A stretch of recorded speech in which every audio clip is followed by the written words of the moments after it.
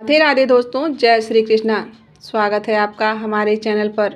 आइए आपको सुनाते हैं एक ऐसी अद्भुत कथा जिसने काशी के पंडितों का घमंड तोड़ दिया था। काशी की पवित्र नगरी, जहां गंगा मैया का पावन जल बहता है, जहां ज्ञान और भक्ति का संगम होता है, उसी पावन भूमि पर एक महान संत हुए, संत रविदास जी। उनकी छोटी सी कुटिया में ज्ञान का ऐसा दीपक जलता था जिसकी रोशनी दूर दूर तक फैलती थी। दिन भर चमड़े का काम करते और प्रभु का नाम जपते उनकी मधुर वाणी सुनकर लोग मंत्रमुग्ध हो जाते थे। एक सुबह काशी के प्रसिद्ध विश्वनाथ मंदिर के प्रांगण में कुछ पंडितों ने आपस में बात कर रहे थे। उनके चेहरे पर चिंता की गहरी रेखाएं थी। एक पंडित ने कहा, सुना है कल महारानी झांसी की रविदास जी के दर्शन के लिए आई थी।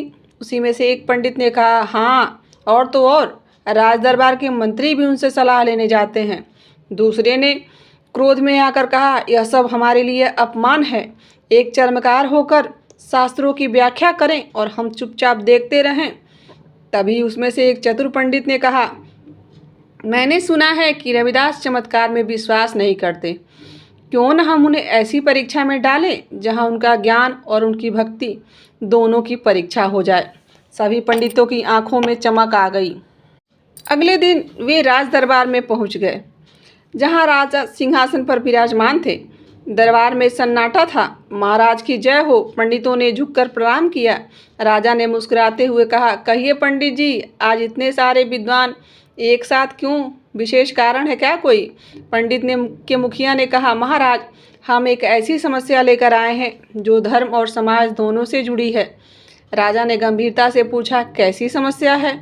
पंडित जी मुस्कुराए और बड़ी चालाकी से कहा, महाराज, आजकल लोग सच्चे ज्ञान को भूलकर भ्रम में पड़ गए हैं। एक चर्मकार को संत मानने लगे हैं। यह वेद शास्त्रों का अपमान है। राजा मुस्कुराते हुए कहा, आप रविदास जी की बात कर रहे हैं। मैंने भी उनकी बहुत प्रशंसा सुनी है। पंडितों के चेहरे पर चिंता की रेखाएं और गहरी हो गईं। तभी एक पंडित आगे बढ़े और उन्होंने कहा, महाराज, यदि वे इतने महान हैं तो क्यों न उनकी परीक्षा ली जाए। राजा की आंखों में कौतूहल छलका। कैसी परीक्षा? महाराज, आप शुद्ध सोने की एक गाय बनवाइए, फिर रविदास जी को आज्ञा दीजिए कि वह उसे जीवित करें। यदि वे सचमुच दैवीय शक्ति रखते हैं तो यह उनके लिए बाएं हाथ का खेल होगा। राजा कुछ देर सोचते रहे, फिर बोले, और यदि वे ऐसा नहीं कर पाए तो हम सब उनके शिष्य बन जाएंगे। ऐसा पंडितों ने एक स्वर में कहा। राजा ने घोषणा की, तथास्तु, कल ऐसा ही होगा। कल से सोने की गाय का निर्माण प्रारंभ हो जाएगा। दिन रात की मेहनत से कुशल कारीगरों ने एक अद्भुत स्वर्ण गाय का निर्माण किया। उसकी आंखों में हीरे जड़े, एक सींग पर मोती की माला और गले में रत्न जड़ित हार। गाय इतनी सजीव लग रही थी कि बस सांस ही लेने बाकी थी। रविदास जी अपनी कुटिया में जूते की मरम्मत करते हुए भगवान का भजन गा रहे थे। मन चंगा तो कठौती में गंगा, बुरा मन तो भटके। रविदास जी को इन सब विषय में कोई जानकारी नहीं थी और वह अपने भगवत भजन में लीन थे। तभी राजा का संदेशवाहक आया और गुरु महाराज को आपको दरबार में बुलाया है, ऐसा कहा।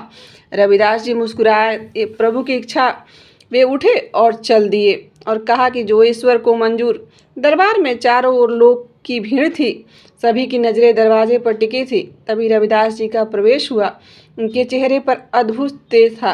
सादा वस्त्र, पैर में खड़ाऊं और माथे पर तिलक। राजा ने उठकर उनका स्वागत किया। आइए रविदास जी, आपकी महान परीक्षा है। आज आपकी महान परीक्षा है। रविदास जी ने विनम्रता से कहा, महाराज, जीवन ही एक परीक्षा है। प्रभु जो भी परीक्षा लेते हैं उसमें कोई न कोई शिक्षा छिपी होती है। राजा ने पर्दे के पीछे से सोने की गाय को प्रकट किया। पूरा दरबार उसकी चमक से जगमगा उठा। लोगों ने मुंह से अनायास ही निकल गया।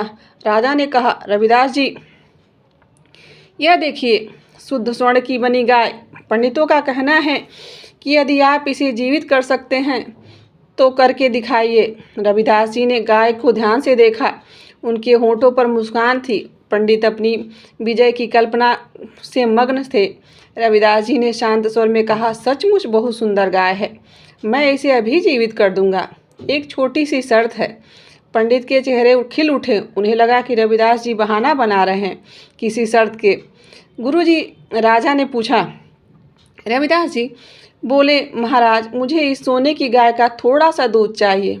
बस आप इसका दूध ला दीजिए, मैं तुरंत ही इसे जीवित कर दूंगा। दरबार में सन्नाटा छा गया। पंडितों के चेहरे पीले पड़ गए। राजा की आंखों में चमक आ गई। एक पंडित हकलाते हुए बोला, क्या यह कैसी बात हुई? सोने की गाय दूध कैसे दे सकती है रविदास जी? रविदास जी मुस्कुराते हुए कहा, अरे पंडित जी, आप तो वेदों के ज्ञाता हैं। आप कहते हैं कि मैं इस गाय को जीवित कर दूं। जब जीवित हो जाएगी तो दूध क्यों नहीं देगी?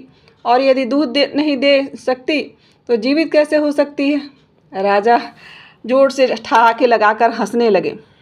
वाह रविदास जी, आपने तो एक ही प्रश्न से सारा अहंकार चूर चूर कर दिया। पंडितों की आंखें खुल गई। उनका अहंकार पिघलने लगा। एक एक करके सभी पंडित रविदास जी के चरणों में गिर पड़े। क्षमा कीजिए गुरुजी, हमारा अज्ञान और अहंकार हमें खा रहा था। हम आपके चरणों में शरण चाहते हैं। रविदास जी ने सबको प्रेम से उठाया और कहा, उठो भाई, यहाँ कोई गुरु नहीं, कोई शिष्य नहीं। हम सब उस परमपिता के बच्चे हैं। ज्ञान किसी की जागीर नहीं। जो प्रभु को पुकारता है वही सच्चा ज्ञानी है। फिर उन्होंने एक भजन गाया। जाति पात के फेर में उलझी सारी दुनिया, रविदास मनुष्य न जानत से करनी से होत महान। राजा ने खड़े होकर रविदास होकर घोषणा की कि आज से काशी में जाति पात का भेदभाव समाप्त हो रहा है। सच्चा ज्ञानी वही जो मानवता का सम्मान करे। उस दिन से के बाद काशी में एक नई क्रांति की शुरुआत हुई थी। सोने की गाय आज भी राजमहल में सुरक्षित है, जो लोगों को याद दिलाती है कि कैसे एक साधारण से प्रश्न ने अहंकार को परास्त किया। दोस्तों, संत रविदास जी की एक अमर गाथा में हमें यह सिखाती है कि सच्चा ज्ञान किताब में नहीं, अनुभव में होता है। अहंकार हमारी सबसे बड़ी कमजोरी है और विनम्रता हमारी सबसे बड़ी शक्ति। दोस्तों, यह थी रविदास जी की एक अद्भुत कथा। आशा करते हैं कि आपको यह कथा अच्छी लगी होगी। यदि आपको इस कथा से कुछ सीखने को मिला है तो हमारा सपोर्ट करें, हमारे चैनल से जुड़े और यहाँ तक बने रहने के लिए आप सभी का बहुत बहुत धन्यवाद। मिलते हैं किसी और कथा और कहानी के साथ। राधे राधे, जय श्री कृष्णा।